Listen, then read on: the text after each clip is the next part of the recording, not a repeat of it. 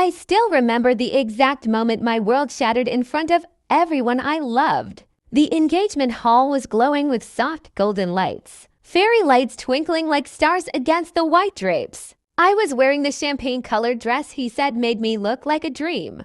My hands were trembling as I held the microphone, ready to thank everyone for coming to celebrate our love. His name was Captain Ethan Reed, Navy SEAL, the man who had promised me forever. The man whose quiet strength had made me feel safe for the first time in my life. We had been together for 4 years. 4 beautiful, intense, passionate years. He was my hero, my protector, my future.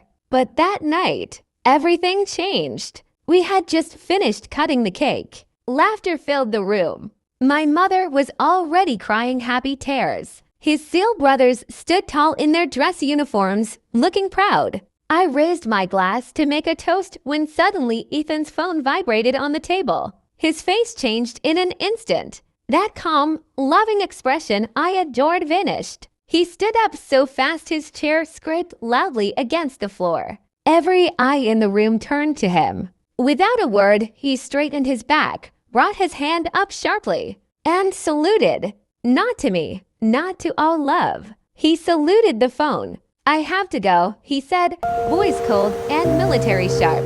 "Right now." The entire hall went silent. I stood there frozen, my glass still raised, my smile cracking like thin ice.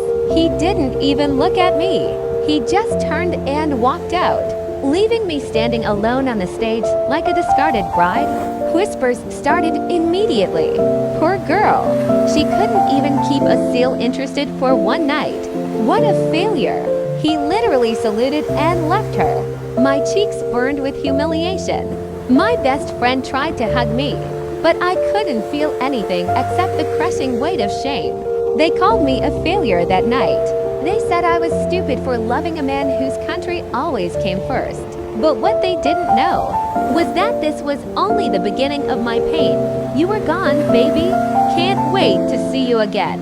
Ethan, same. The engagement thing was rough but necessary. She still doesn't suspect anything. Kay, you really saluted and walked out on your own engagement. That's cold even for you, LOL. Ethan had to sell it. She's too emotional. I need more time to figure out how to end it cleanly. My knees gave out. I slid down to the kitchen floor, phone still in my trembling hands. The man I had defended to everyone, the man I had built my entire future around, had been cheating on me for over a year. The saluting and dramatic exit wasn't duty. It was his escape plan. He had used his SEAL status as a shield. Every time I felt neglected, he would say, "This is the life of a SEAL's wife. If you can't handle it, maybe we're not meant to be." And I believed him.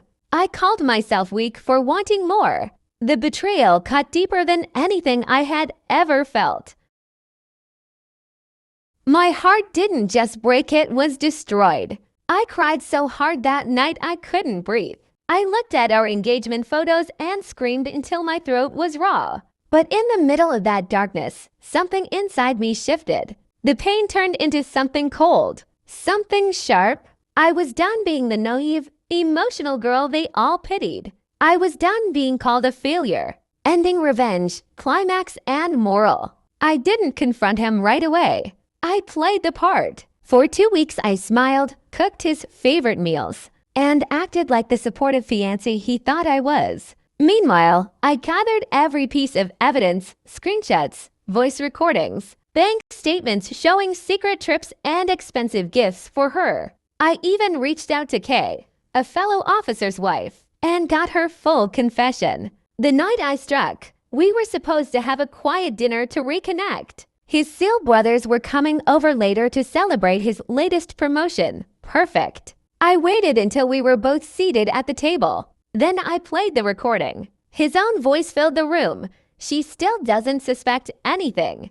Ethan froze. The color drained from his face. I stood up slowly, just like he had that night at our engagement. My voice was calm, but every word carried the weight of my shattered heart. "You saluted and walked out on me like I was nothing. You used your uniform as a weapon to humiliate me in front of everyone I love. You called me emotional. You called me weak. But the only failure here is you." His brothers arrived just in time to hear everything.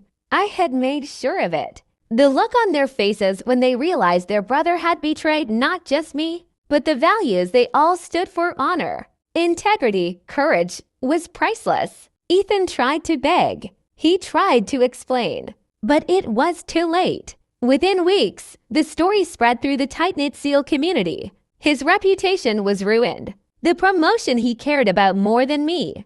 Denied the woman he left me for. She left him to when she realized he was capable of the same betrayal. I didn't need to destroy him. I just stopped protecting his lies. Today, I stand taller than I ever did.